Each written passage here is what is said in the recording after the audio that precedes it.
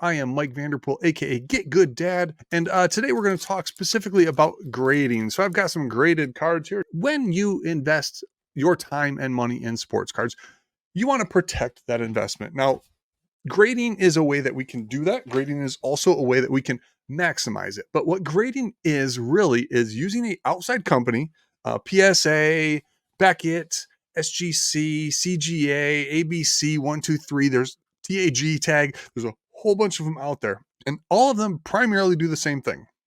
They look at the qualities of your card and give it a number 1 through 10, 10 being the best, 1 being not so good. But I have gotten some cards graded from PSA.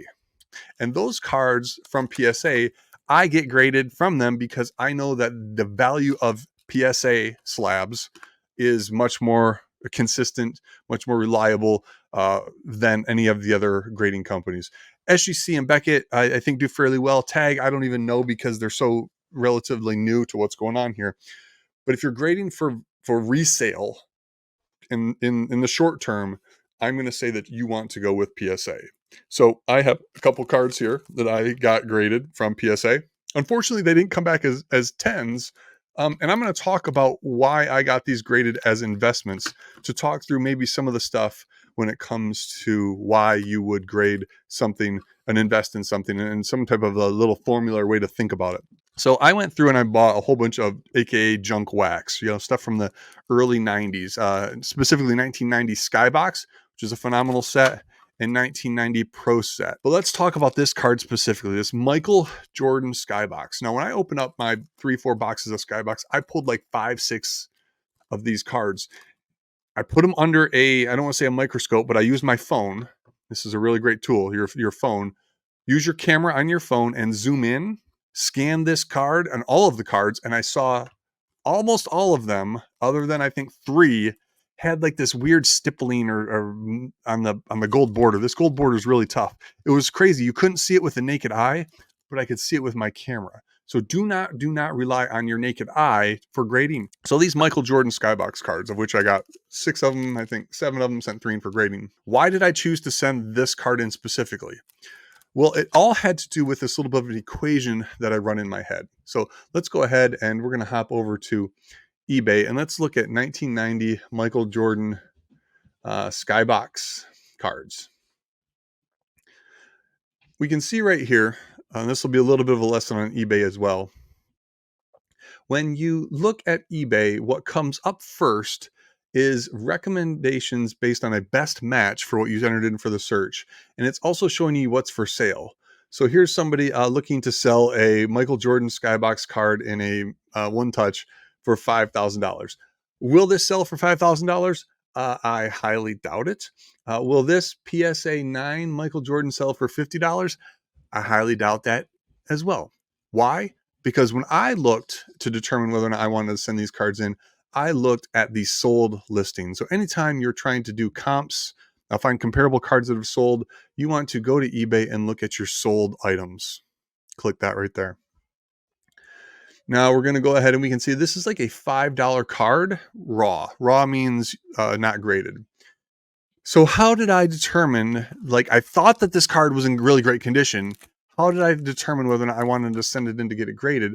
I looked at the value and I looked at 2 primary values. I looked at the value of what a PSA 9 is and what a PSA 10 is.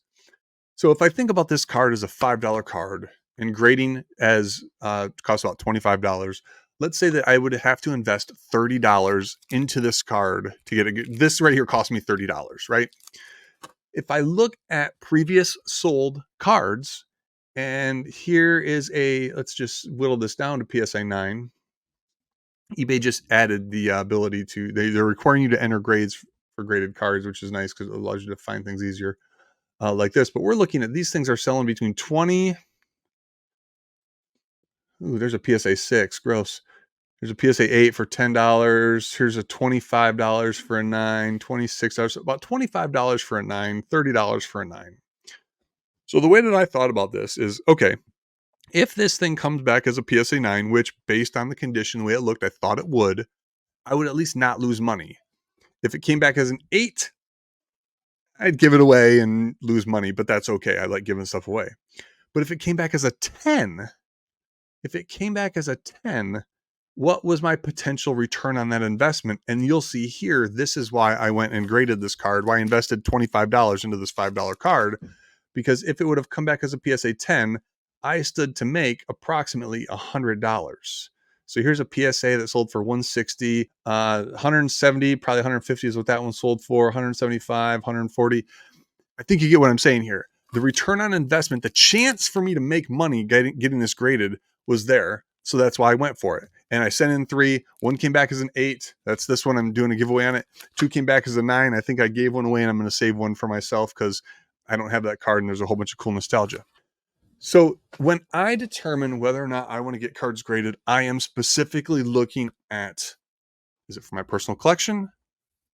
If yes, it's going to tag.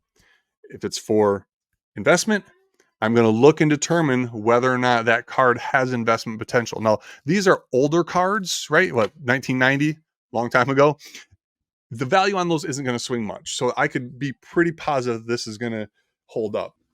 You want to be really, really careful with modern, especially baseball modern, because baseball modern and the way prospects works is pretty insane, especially when they get their first rookie card, true rookie card. Great example, James Outman for the Dodgers had a rookie card this year that I got some. I looked at PSA. Holy cow, their PSA 10s were selling for like $100. I sent mine in. By the time they came back, and PSA can take a while. By the time they came back,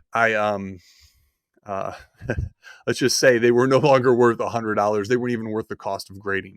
So modern cards, you really want to be careful of timing things, because look at what happened with like a person like Brock Purdy, who had an exceptional season, prices really inflated, and then got hurt this year. Cards kind of went down. Luckily enough, Brock Purdy's back, performing well, and it's back up. But modern really, really, really tends to have more variation, fluctuation in pricing.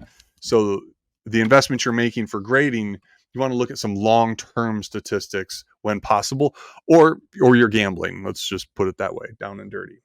But anyway, I hope this gave a little bit of an overview on just grading in general.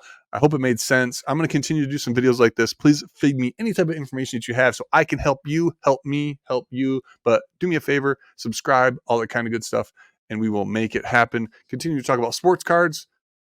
Be good to each other, everybody.